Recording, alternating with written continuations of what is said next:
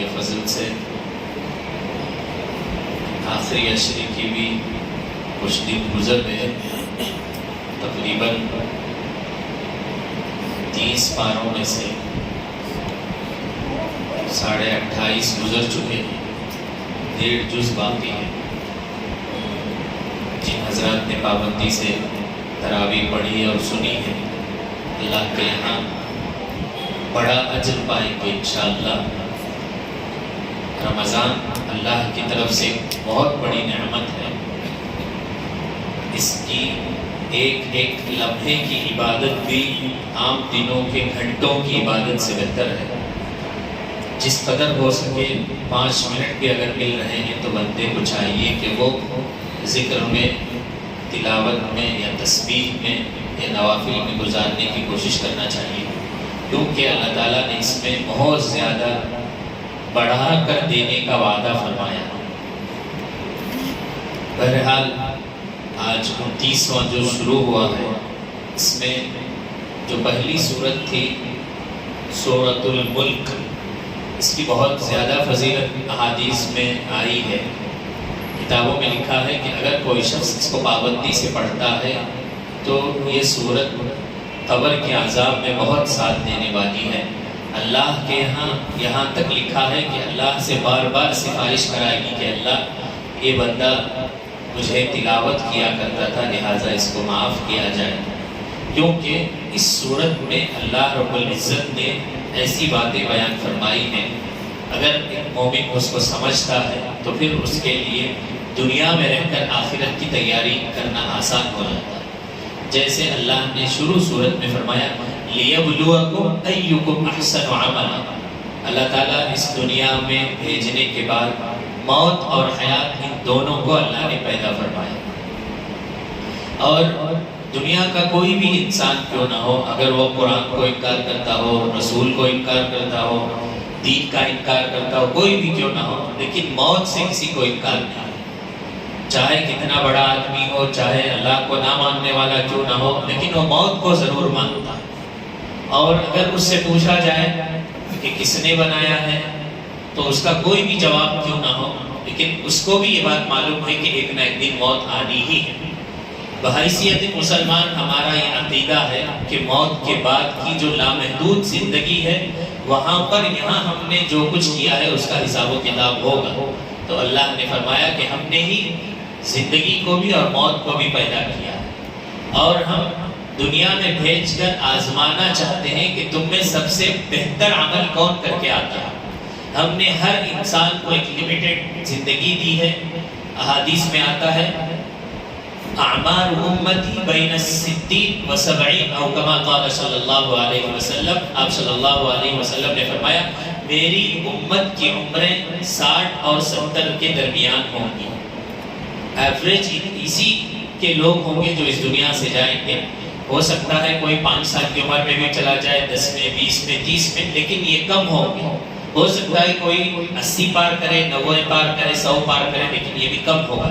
زیادہ تر جو تعداد ہوگی 60 سے 70 کے بیچ میں۔ آپ صلی اللہ علیہ وسلم نے فرمایا اس پوری زندگی میں 15 سال اس کے بالغ ہونے تک کے اگر نکال دیں گے تو بقیہ ایک عمر بچتی ہے، اس میں سے بھی محققین نے سارا حساب و کتاب لگایا ہے، اگر اس کے سونے کا وقت نکال دیا جائے تو تقریباً 8 سال سونے کا اس کے گزر جائیں گے۔ اسی طرح اگر اس کے کھانے پینے کے وقت نکالا جائے تو 2 سال اس میں نکل جائیں گے۔ اسی طرح اگر اس کی ضروریات 1-2 کا اگر نکال دیا جائے تو 2-2.5 سال اس میں نکل جائیں گے۔ یہ پوری چیزیں نکال کر لکھنے والوں نے لکھا ہے صرف 5 سے 8 سال کی زندگی وہ ہوتی ہے جو انسان اللہ کی عبادت میں گزارتا ہے، یہ عمر میں، اس عمر میں۔ اور اس میں اللہ تعالیٰ نے فرمایا کہ اللہ اس میں بھی دیکھنا چاہتے ہیں کہ اچھا عمل کون کر کے آتا ہے۔ ایک ہے اچھا عمل سے، مثال کے طور پر ایک آدمی ابو نماز کو لے کر آیا، چھوٹا بچہ رہا تو پیچھے وقت ضائع کر کے چلا گیا، جیسے کہ بڑا ہوا دوست کے ساتھ یا بھائی کے ساتھ یا والد صاحب کے ساتھ مسجد کو آنا۔ ایک ہے نماز جیسے دوسرے پڑھ رہے ہیں اس نے بھی پڑھی، لیکن ایک ہوتا ہے اس نے دماغ میں یہ بات مستحضر رکھی کہ مجھے میرے اللہ کو خوش کرنے کے لیے نماز پڑھنا ہے، جس اللہ نے مجھے پیدا کیا ہے، اور میں صحیح نماز پڑھوں گا تاکہ میرا رب مجھ سے خوش ہو جائے۔ اس طرح اس نے خشوع و خضوع کے ساتھ صرف اللہ کو خوش کرنے کے لیے اس نے نماز پڑھی۔ یہ اچھا عمل ہے۔ اور حدیث میں بھی آتا ہے فحسن وضوءہ، اگر کوئی نماز کی نیت کرتا ہے تو اس کو چاہیے کہ وہ اچھی طرح وضو کرے، اچھی طرح نماز پڑھے، ہر عمل کو وہ اچھے سے اچھا کرنے کی کوشش کرے، تاکہ اللہ کے یہاں جب وہ پہنچے تو اس کا ہر عمل اس لائق ہو کہ اس کے بدلے میں اس کو کچھ دیا جائے۔ کہیں ایسا نہ ہو کہ اس کی 10 سال 20 سال 50 سال کی نمازوں کو اللہ تعالیٰ تھیلے میں لپیٹ کر اس کے منہ پر مار کر کہیں کہ یہ تیری ایک بھی نماز مقبول نہیں ہے، اس لیے کہ تو نے جس طرح نماز پڑھنے کے لیے میرا حکم تھا اس طرح تو نے نماز نہیں پڑھا، تجھے یہ بھی نہیں معلوم تھا کہ نماز کے فرائض کیا ہیں، کن چیزوں کا نماز میں ہونا واجب ہے، فرض ہے، بالکل اس چیز سے ناواقف تھا جس سے نماز ہوتی ہے۔ اگر اس طرح ہماری نمازیں رہیں گی تو پھر اللہ ہی بہتر جانتے ہیں کہ ہمارا کیا حشر ہونے والا ہے۔ تو اللہ تعالیٰ نے فرمایا کہ ہم لیبلوکم ایکم احسن عملا، ہم دیکھنا چاہتے ہیں کہ اچھا عمل کون لے کر آتا ہے۔ جب ہم نماز پڑھ ہی رہے ہیں، وقت اتنا ہی لگ رہا ہے، تو پھر اس کو اچھا کیوں نہ کر لیں۔ ہم زندگی میں سب کچھ سیکھتے ہیں، ہر چیز سیکھ کر کرتے ہیں۔ اب تو ہر چیز کے کورسز نکل گئے ہیں، پکانے کے، موبائل ریپیئر کرنے کے، ہر چیز کے، گاڑی چلانے کے، ہر چیز کا کورس نکل گیا ہے۔ دنیا میں انسان جس فیلڈ میں جانا چاہتا ہے اس کی بہتر پرفارمنس ہونے کے لیے پریکٹس کرتا ہے، اچھی کورس کرتا ہے، سرٹیفکیٹس لیتا ہے، لیکن سب سے پہلا اس کا جو فرض ہے طلب العلم فریضۃ علی کل مسلم، اس کو چاہیے کہ کیا چیز حلال ہے اور کیا چیز حرام ہے، اس کا بھی وہ کورس کر کے سیکھ لے کہ اس کی نمازیں صحیح ہو رہی ہیں کہ نہیں، اس کے روزے صحیح ہو رہے ہیں کہ نہیں، اس کی زکوٰۃ صحیح ہو رہی کہ نہیں۔ یہ جو بنیادی بیسک باتیں ہیں ان کو سیکھنا ضروری ہے تاکہ اس کا عمل اچھا ہو جائے اور اللہ کے دربار میں وہ پیش ہوتے وقت خوشی محسوس کرے۔ اسی طرح اور بھی صورتیں گزری جس میں یہ بتایا گیا کہ جب انسان کے اعمال تولے جائیں گے، ترازو قائم ہوں گے، تو اس وقت اللہ تعالیٰ کی طرف سے ایک سسٹم ہوگا، اس سسٹم کے تحت جو کامیاب ہو جائے گا اس کے رائٹ ہینڈ میں ایک وہ پکڑایا جائے گا، ایک لیٹر یا پیپر جس میں لکھا ہوگا کہ یہ جنتی ہے۔ تو قرآن نے اس نقشے کو بیان کرتے ہوئے فرمایا کہ یقول ہاؤم اقرؤوا کتابیہ، خوشی سے وہ جھوم جائے گا، جس کے دائیں ہاتھ میں اللہ تعالیٰ کی طرف سے وہ پروانہ ملے گا، وہ خوشی سے جھوم جائے گا، اپنے گھروں کے رشتہ داروں کے پاس جا کر کہے گا یہ دیکھو مجھے رائٹ ہینڈ میں مل گیا ہے، اس کا مطلب میں جنت میں جانے والا ہوں۔ تو اس مقام پر پہنچنے کے لیے ہمیں اس زندگی میں اپنے اوقات کو صحیح سے گزارنا پڑتا ہے۔ پھر جس کو اور پھر اس میں فرمایا کہ وہ عیشت راضیہ فی جنت عالیہ، وہ ایسے محلات میں جنت میں ہوگا، بلند بالا مقام ہوگا، اس کے لیے بالکل سکون والی زندگی وہاں پر ہوگی۔ یہاں 10-20 سال جو کچھ مشکلیں پریشانیاں اٹھا کر اس نے جو اللہ کی عبادت میں صرف کیے تھے، اس کے بدلے اس کو بہترین جنت اللہ تعالیٰ عطا فرمائیں گے، وہاں ایک دم سکون والی زندگی ہوگی۔ پھر جس کو بدقسمتی سے بائیں ہاتھ میں وہ پروانہ مل جائے گا، اس کے بارے میں کہا کہ وہ جہنمی ہے، وہ افسوس کرنے لگے گا، وہ کہے گا کہ میں اتنا برا دن اگر مجھے دیکھنا تھا تو کیوں میں نے ایک سارا اچھا عمل نہیں کیا۔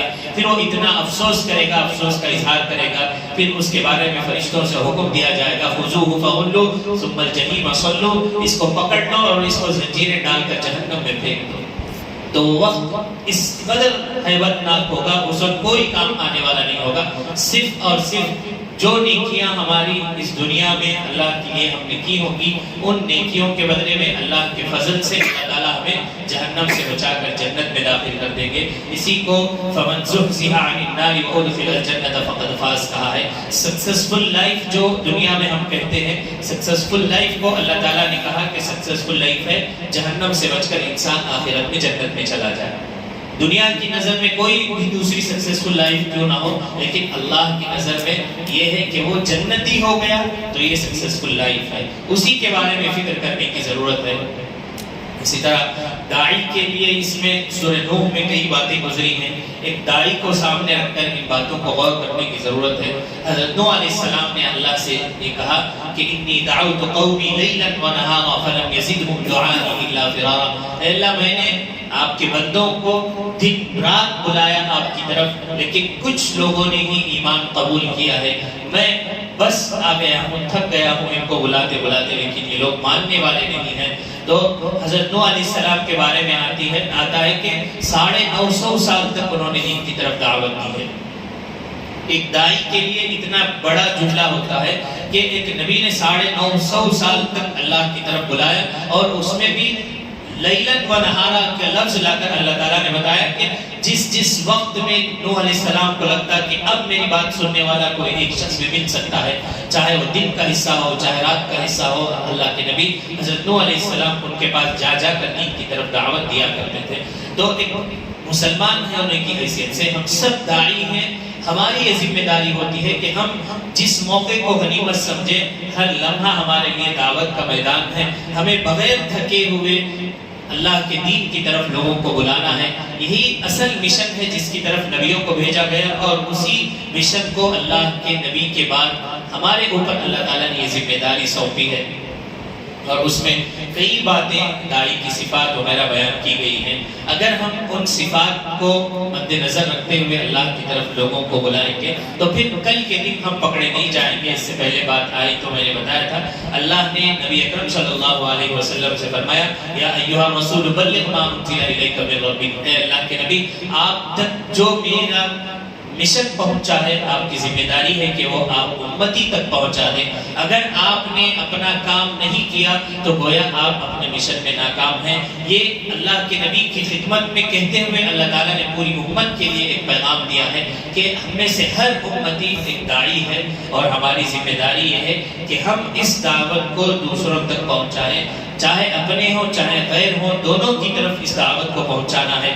پہلی فرصت میں اپنوں کی طرف جو طریقہ ہوتا ہے اس کے ساتھ غیر جو ہمارے بھائی ہیں. ایسا نہیں کہ دین صرف مسلمانوں کے حد تک ہے، بلکہ اللہ کے نبی صلی اللہ علیہ وسلم کو کافۃ للناس کہا گیا. یعنی آدم علیہ السلام سے لے کر آخری انسان جو قیامت تک آنے والا ہے، وہ سب کا سب اللہ کے نبی صلی اللہ علیہ وسلم کے دین کے شروع ہونے سے لے کر ختم ہونے تک وہ آپ صلی اللہ علیہ وسلم کا امتی ہے.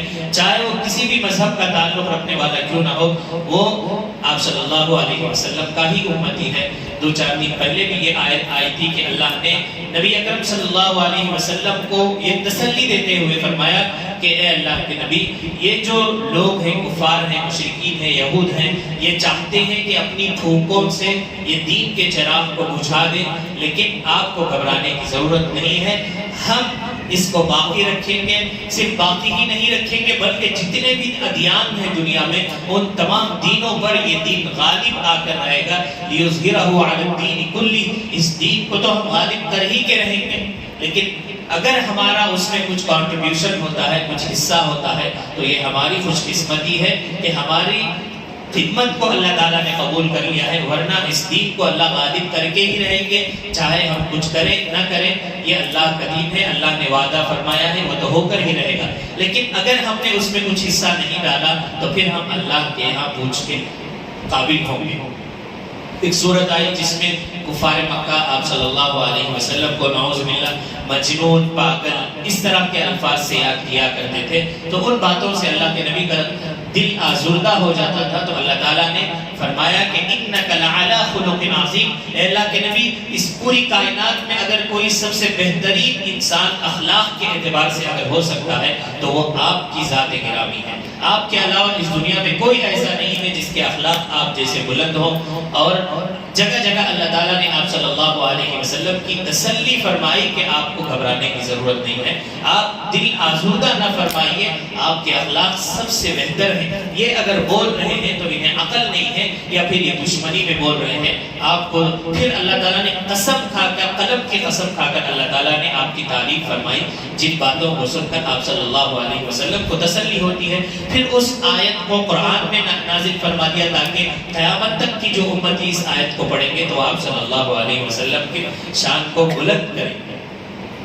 تو اس زمانے میں بار بار ایسے ہوا کرتا تھا، تو اللہ تعالیٰ نے آپ صلی اللہ علیہ وسلم کی شان کو وَرَفَعْنَا لَكَ ذِكْرَكَ، ہم نے آپ کے نام کو بلند کر دیا ہے۔ ایک یورپ کا ایک رائٹر ہے، اس نے ایک کتاب لکھی، اس کا نام ہے 100 ہولی پرسن، اس طرح کا اس کا نام ہے، اردو میں بھی ہے 100 عظیم شخصیتیں۔ اس کا رائٹر ہے، کرسچن ہے، ایچ مائیکل آرٹ اس کا نام ہے۔ اس نے 100 بڑے لوگوں کی ہسٹری کو ایک کتاب میں لکھا، وہ خود کرسچن تھا۔ اس نے سب سے پہلے نمبر پر اللہ کے نبی صلی اللہ علیہ وسلم کی بایوگرافی لکھی۔ اس سے کسی انٹرویو لینے والے نے پوچھا کہ بھائی تم تو کرسچن ہو اور تم خود یہ کہتے ہو کہ اس کا جو ہیرو تھا دنیا میں سب سے بڑا سائنٹسٹ جو اس وقت کا تھا، ڈاروین کو وہ اپنا ہیرو مانتا تھا، اپنا ٹیچر مانتا تھا، لیکن اس نے بھی اس کتاب میں 100 دنیا کے بڑے لوگوں میں سب سے پہلے نمبر پر اللہ کے نبی صلی اللہ علیہ وسلم کو لکھا۔ اس سے پوچھا گیا تو اس نے کہا کہ میں نے جتنے بھی لوگوں کو پڑھا، جتنی بھی لوگوں کی ہسٹری میں نے پڑھی، بایوگرافی پڑھی، ان کی زندگی کے بارے میں پڑھا، مجھے کسی کے بھی اخلاق پروفٹ محمد صلی اللہ علیہ وسلم جیسے نہیں ملے۔ اپنے تو گواہی دیتے ہی ہیں، لیکن غیر بھی اللہ کے نبی صلی اللہ علیہ وسلم کی گواہی دیتے ہیں۔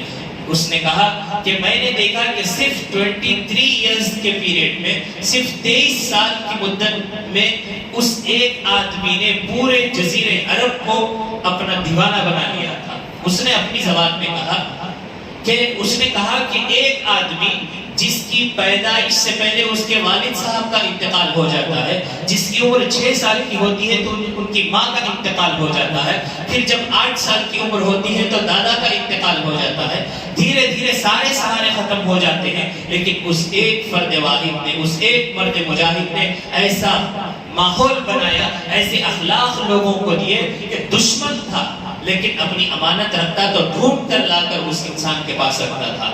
اگر کوئی کسی بات کو کسی کے سامنے گواہ بنانا ہوتا تو اگر دشمن بھی کیوں نہ ہوتا تو وہ آ کر آپ صلی اللہ علیہ وسلم سے سفارش کر کے بولتا کہ یہ آدمی میری اس بات کے گواہ ہے۔ تو سب کو معلوم تھا پورے عرب میں کہ آپ صلی اللہ علیہ وسلم صرف ایک ایسے انسان ہیں جن کی بات پتھر کی لکیر ہوتی ہے، وہ کبھی اپنی بات سے نہیں مکرتے ہیں۔ پھر ایسا مشن انہوں نے، ایسے اخلاق دنیا کو دیے ہیں۔ اس اخلاق کے بعد میرے دل نے کسی اور کو یہ گوارا نہیں کیا کہ میں سب سے پہلے ان کا لکھوں، تو پھر اس نے آگے بڑھ کر بہت ساری اللہ کے نبی صلی اللہ علیہ وسلم کی تعریف کی۔ بہرحال اپنے تو اپنے غیر بھی اللہ کے نبی کی تعریف کرتے ہیں۔ وہ اخلاق، وہ کیریکٹرز اللہ کے نبی صلی اللہ علیہ وسلم کے دنیا میں دیکھے، جن کے دیکھنے کے بعد ان کی زبان سے بلا ساختہ یہ نکلتا تھا کہ اگر کوئی انسان ہو تو وہ ایسا ہو۔ ہم بھی انہی کے امتی ہیں۔ ایک زمانے تک بہت اچھے لوگ ہوا کرتے تھے۔ اس سے پہلے بھی میں نے بتایا تھا کہ ایک زمانے میں ہمارے بھارت کا حال یہ تھا کہ اگر کسی محلے میں مسلمان، پہلے تو دور دور گھر ہوتے تھے، ولیج ٹائپ کا ہوتا تھا پورا۔ بنگلور میں اگر آپ 100 سال پہلے کا دیکھیں گے تو بلڈنگیں آپ کو ایسے روشنیاں سب نہیں تھی، ادھر ایک گھر ادھر ایک گھر، دور دور۔ جہاں مسلمان کا گھر ہوتا تھا ان کے اخلاق اتنے اچھے ہوتے تھے، ان کے کیریکٹرز اتنے اچھے ہوتے تھے کہ وہ اگر وہاں سے کسی غیر کو گزرنا ہوتا تو وہ اپنی چپل کو ہاتھ میں پکڑ کر اس کے گھر کے پاس سے گزرتا تھا، اور وہ کہتا تھا کہ یہ صاحب رو پوتر گھر ہے، یہ جھوٹ نہیں بولتے ہیں، یہ دھوکہ نہیں دیتے ہیں، یہ 2 نمبر کے کام نہیں کرتے ہیں، یہ بالکل اچھے لوگ ہیں، یہ صاف دل کے لوگ ہیں۔ یہ ہمارے اخلاق تھے، لیکن آج ہمارے اخلاق کا حال یہ ہے کہ بالکل پورا الٹا ہو گیا ہے، جس کی وجہ سے آج ہم دنیا میں بدنام ہیں۔ ہمارے نبی صلی اللہ علیہ وسلم کے اخلاق کے بارے میں اللہ نے بتایا انک لعلی خلق عظیم، دنیا کے سب سے بہترین اخلاق جو ہو سکتے ہیں اللہ کے نبی، ہم نے وہ آپ کو دیا ہے۔ اور خود نبی نے کہا انا بعثت معلما لأتمم مکارم الاخلاق، میں بھی دنیا میں معلم بنا کر، استاد بنا کر بھیجا گیا تاکہ لوگوں کے اخلاق کو درست کر سکوں۔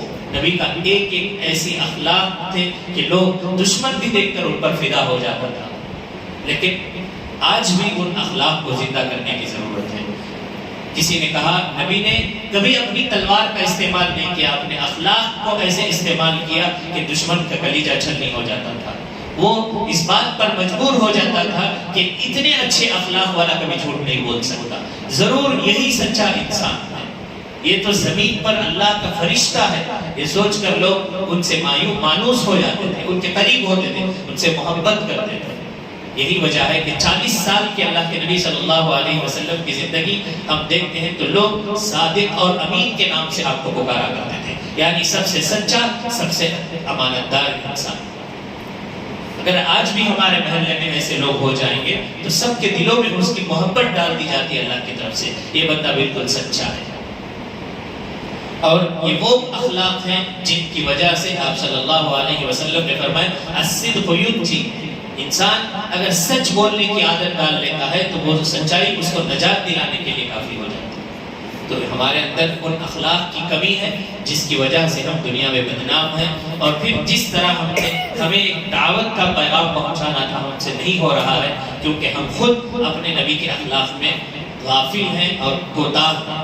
اگر ہم بھی ان اخلاق کو اپنا لیں گے تو انشاءاللہ العزیز وہ زمانہ لوٹ کر آ سکتا ہے، وہی جو پہلے کے ہمارے حالات تھے، جو مسلمانوں کے تھے، لوگوں کے دلوں میں عزتیں تھیں، انشاءاللہ وہ دوبارہ آ سکتی ہیں۔ اللہ تعالیٰ سے دعا ہے کہ اللہ تعالیٰ ہمیں صحیح معنی میں اللہ کے نبی صلی اللہ علیہ وسلم کے اخلاق اور ان کے اطوار کے مطابق اپنی زندگی بنانے کی توفیق عطا فرمائے۔ سبحان اللہ و بحمدہ، سبحانک اللہم و بحمدک، ونشہد ان لا الہ الا انت، نستغفرک و نتوب